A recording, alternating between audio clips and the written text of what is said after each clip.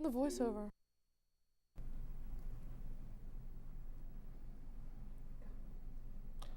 As a disembodied voice just said, I am Utah Jackson.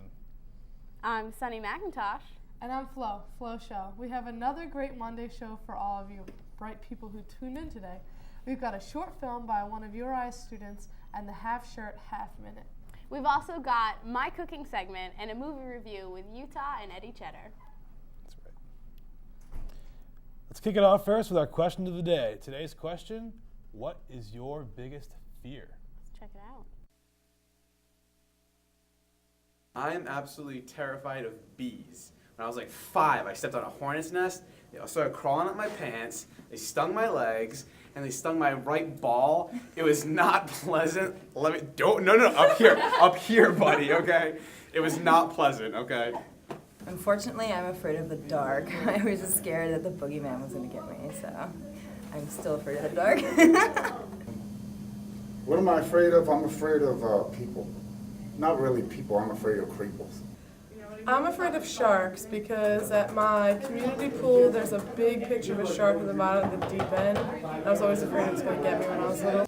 And you ask, what are creepers? What are creepers compared to people?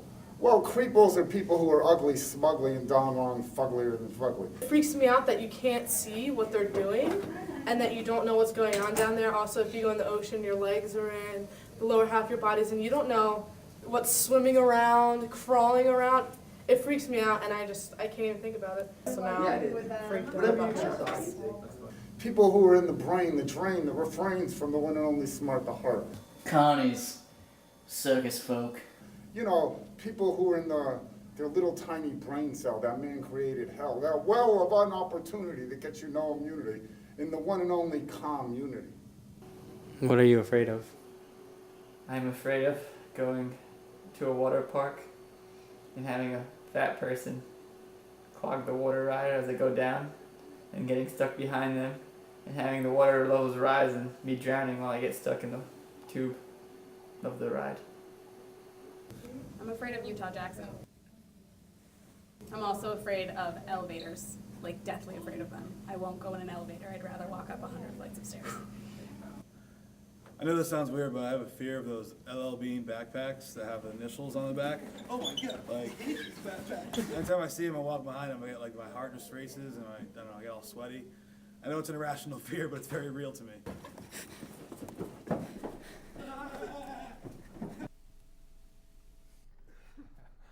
That really freaks me out. I gotta say. Are you okay? You still recovering from that? Seems pretty traumatic. I was supposed to go to the lab and work on some stuff, but I had to go home and change my pants. So it was unfortunate. Yeah. But, that's the price you pay for a prank, You're not supposed to tell him what your biggest fear is because then they're going to exploit it. Yeah, exactly. He's a manipulator, that's what he is. Well, now you know not to trust them. Well, up next we have a short film made by our very own reporter, Rayne. Let's check it out.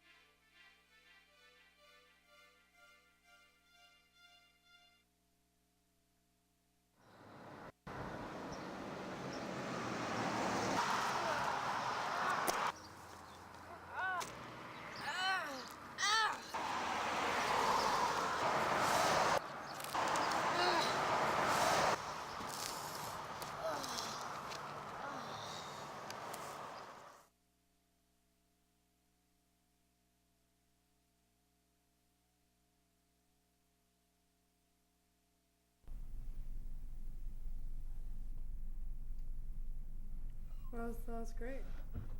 Hi UI, I'm Porter Rayne. What you just saw was my video, God Brother, Help from a Stranger, a short film that tells the story of a young homeless kid meeting an unexpected, unfortunate end to his life, but was revived by a strange, unknown visitor who sees as his angel that gave him the chance to live. And I created this short film from my high school years back in Woonsocket Area Korean Technical Center under my instructor, Susan Votto. It represents a powerful story of courage and support. In fact, this intense film was one of my most controversial creations that during filming, a passing motorist saw the lead actor and contacted the Woonsocket Fire Department to come to our aid. So let's go to our anchors, Flo and Sunny, to Utah for questions about my experience in the film. Wow, so the fire department came, huh? Because they saw Yes, the lead actor. yes. We think that one of the people who was driving by, because we were filming near the main road, and they just saw my cousin Alvin, who plays the lead actor, lying there. So I guess that's why they contacted the police, the fire department, and everything. It sparked a huge, major controversy at my school, a huge chain of events. Wow. Yeah. Well, thank you so much for coming in and sharing that film with us. Thank you for having me, Hillary and Angela.